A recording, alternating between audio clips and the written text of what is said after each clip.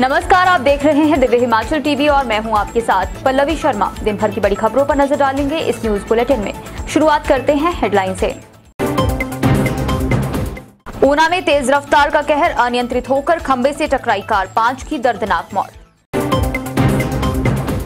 हिमाचल प्रदेश राज्य सहकारी बैंक में सहायक प्रबंधकों के पदों पर भर्ती, 30 सितंबर तक करें आवेदन।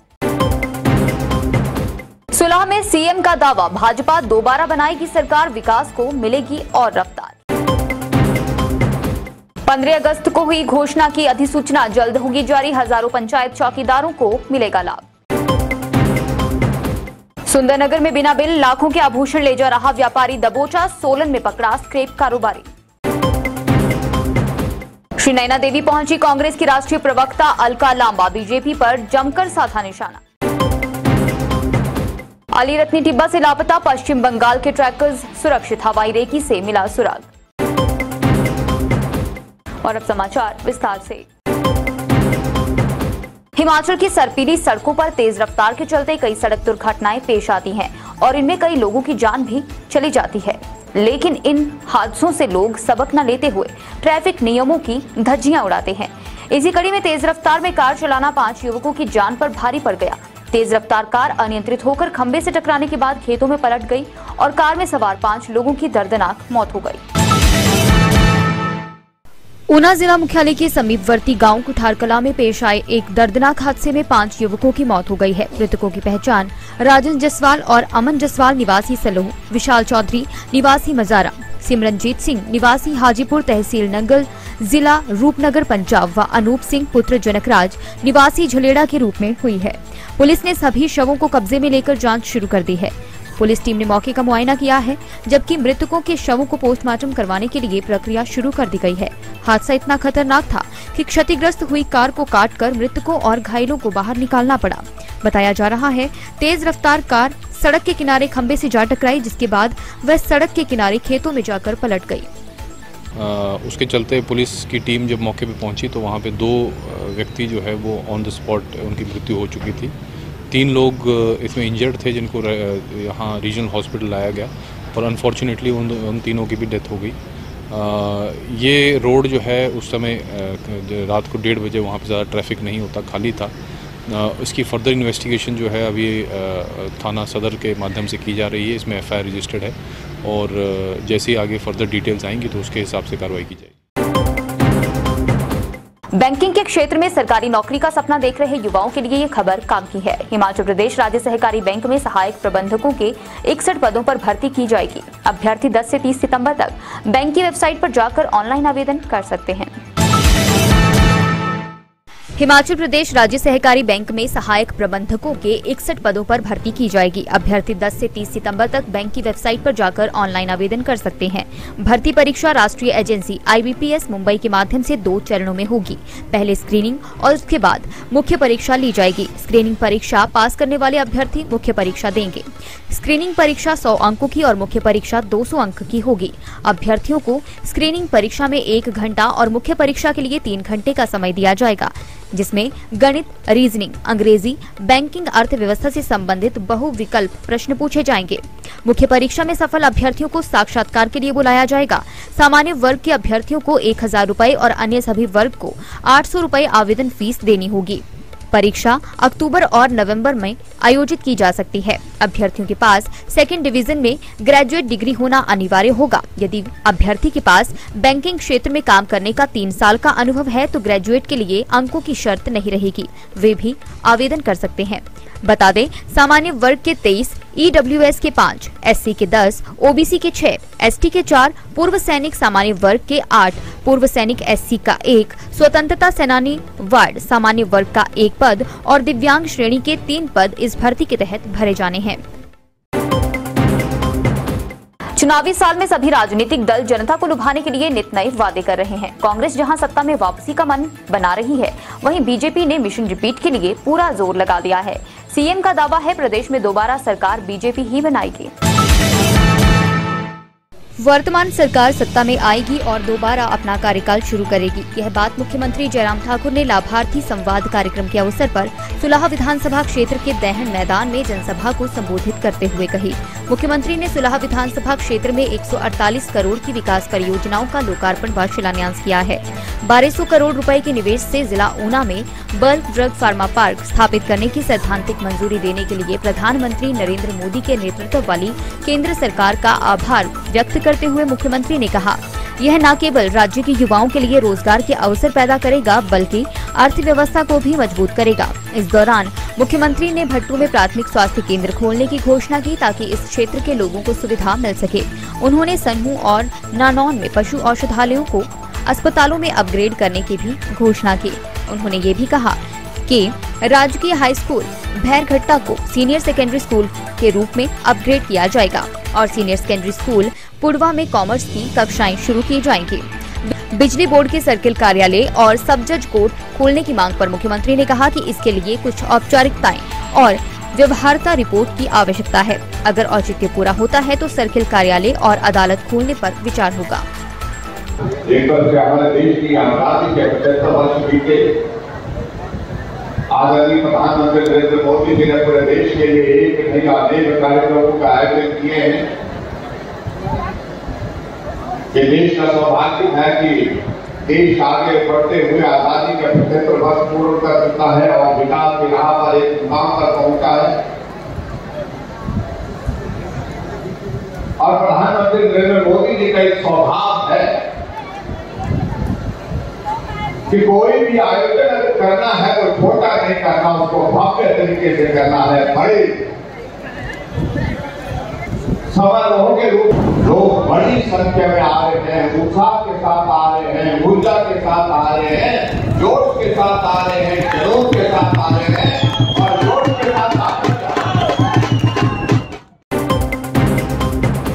पंचायत चौकीदारों के लिए 15 अगस्त 2022 को घोषित की गई नीति की अधिसूचना शीघ्र ही जारी होगी, जिसका लाभ समूचे प्रदेश में हजारों पंचायत चौकीदारों को होगा। ग्रामीण विकास, पंचायती राज, कृषि, पशुपालन तथा मत्स्य पालन मंत्री वीरेंद्र कंवर ने आज समूर कला में पंचायत चौकीदार प्रदेश स्तरीय आभार सम्मेलन में ये बात कही।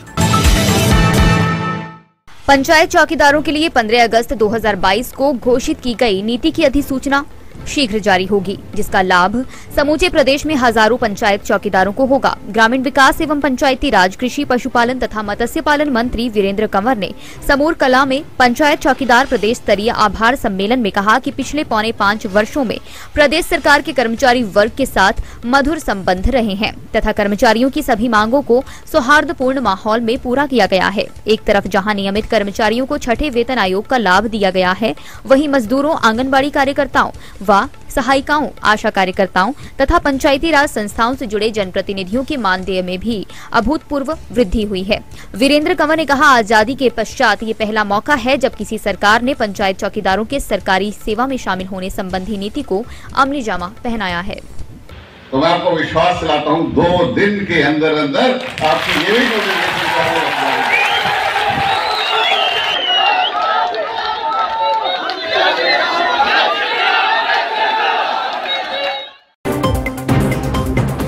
आबकारी विभाग ने 2 अलग अलग मामलों में बिना बिल के सामान ले जा रहे 2 व्यापारियों को पकड़ा है। पहले मामले में सुंदरनगर में बिना बिल के लाखों के आभूषण ले जा रहे एक व्यापारी को दबोचा है। वहीं एक अन्य मामले में सोलन में बिना बिल के स्क्रैप ले जा रही कारोबारी को टीम ने पकड़ा है। दोनों मामलों में लाखों रुपयों का जुर्माना वसूल किया गया है।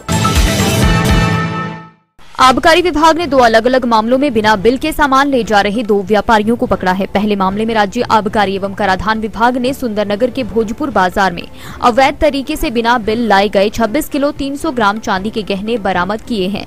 करीब 13,30,000 की कीमत के इन गहनों को चंडीगढ़ का एक व्यापारी सुंदरनगर के भोजपुर बाजार में एक सुनार के यहाँ बेचने लाया था। विभाग ने कार्रवाई करते हुए चंडीगढ़ के व्यापारी से 80,000 जुर्माना वसूल किया है। मामले की पुष्टि राज्य आबकारी एवं कराधान विभाग के आयुक्त मनोज डोगरा ने की है।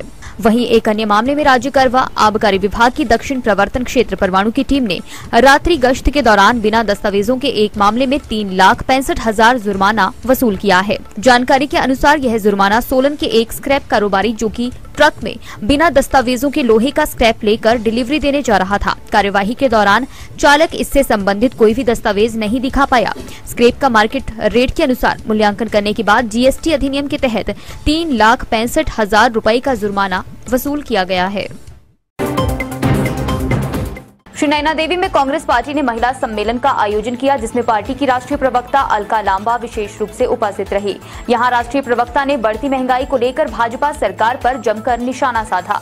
उन्होंने कहा कि बढ़ती महंगाई से परेशान महिलाएं पीएम मोदी से हिमाचल आने का बेसब्री से इंतजार कर रही हैं। वहीं आम आदमी पार्टी को भी इस दौरान उन्होंने आड़े हाथों लिया।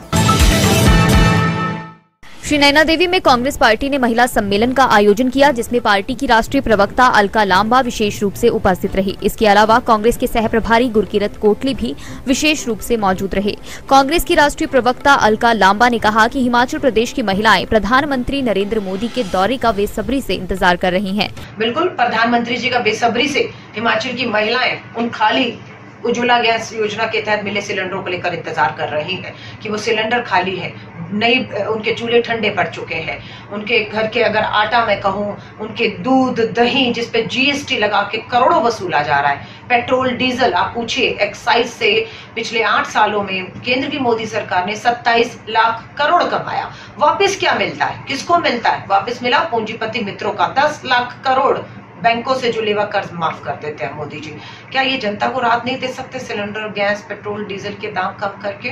लेकिन ऐसा होते हुए दिख नहीं रहा। तो बिल्कुल महिलाएं इंतजार कर रही हैं मोदी जी के पास और भाजपा के पास 2 रास्ते हैं, या तो गैस के सिलेंडर के दाम, घरेलू गैस सिलेंडर के दाम कम करें, 400-500 जो कांग्रेस के समय था वो करें, नहीं तो अपने खाली सिलेंडर दिल्ली वापस ले जाने के लिए प्रधानमंत्री जी तैयार रहे।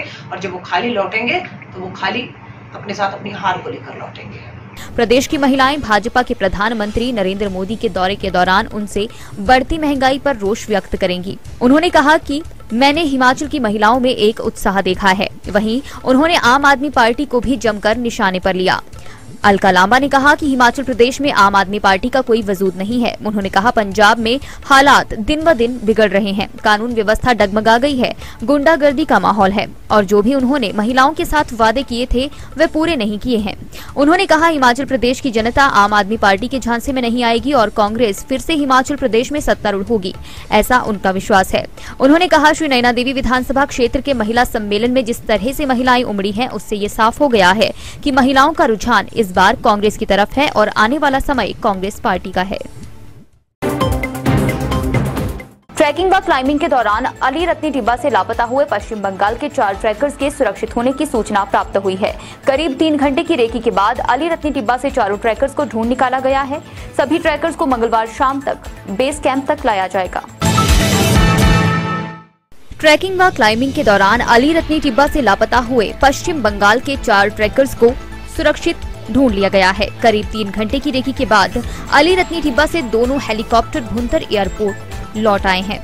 अटल बिहारी वाजपेयी पर्वतारोहण संस्थान मनाली के निदेशक अविनाश नेगी ने बताया, हमारी टीम ने अली रत्नी टिब्बा में फंसे चारों ट्रैकर्स से संपर्क किया, सभी स्वस्थ हैं। मंगलवार शाम तक इन्हें टीम की सहायता से बेस कैंप तक लाया जाएगा। बता दें समुद्र तल से करीब 5,470 मीटर की ऊंचाई पर अली रत्नी टिब्बा चारों तरफ से ग्लेशियर से घिरा हुआ है। इन लोगों का बेस कैंप भी ग्लेशियर के पास ही एक चट्टान के पास था। वहीं एसडीएम कुल्लू विकास शुक्ला ने बताया, आज रविवार को हेलीकॉप्टर के माध्यम से चारों ट्रैकर्स को ट्रेस किया गया। चारों सुरक्षित हैं, उन्हें बेस कैंप लाया जा रहा है।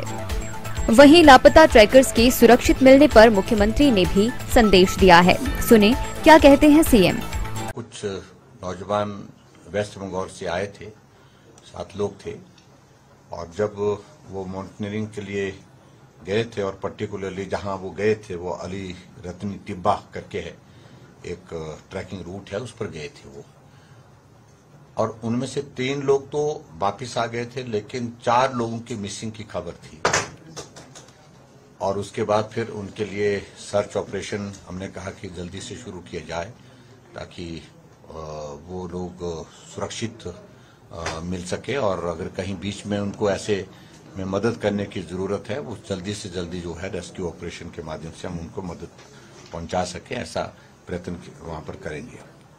और मुझे इस बात को लेकर के खुशी है कि वो रेस्क्यू ऑपरेशन आगे बढ़ा। वो चारों ट्रैकर जो मिसिंग थे वो सुरक्षित पाए गए और कल तक उनको जो है वो बेस कैंप तक जो है सुरक्षित वहां पर पहुंचा दिया जाएगा। और मैं मानता हूं कि ऐसी सिचुएशन में खासतौर से हिमाचल प्रदेश में बरसात के मौसम में हमने सभी अधिकारियों को भी इस बात के लिए कहा है कि एहतियात के साथ, चाहे वो ट्रैकर्स हैं, चाहे हमारे टूरिस्ट हैं हिमाचल प्रदेश में जो आ रहे हैं, उन पर विशेष तौर से उनको गाइडेंस की जो जरूरत है उसके मुताबिक ही उनको जाने की और मूवमेंट की परमिशन दी जाए। चलते चलते में नजर डालेंगे कुछ और बड़ी खबरों पर। नगरोटा सूरिया में कपड़े के शोरूम में लगी आग, कांगड़ा के रहने वाले व्यापारी का लाखों का नुकसान। प्रदेश के 31 सेंटरों में हुई इलेक्ट्रीशियन की लिखित परीक्षा, 22 पदों के लिए 6,895 को जारी हुए थे कॉल लेटर। बिलासपुर में HRTC बस और टेम्पो में जोरदार टक्कर, बस चालक समेत 4 घायल। अवैध शराब के धंधे पर रामपुर पुलिस ने कसा शिकंजा, पिकअप से पकड़ी 180 बोतल देशी शराब। आज के न्यूज बुलेटिन में बस इतना ही। रात 9 बजे देखना न भूलें शिमला से हमारा विशेष लाइव प्रसारण।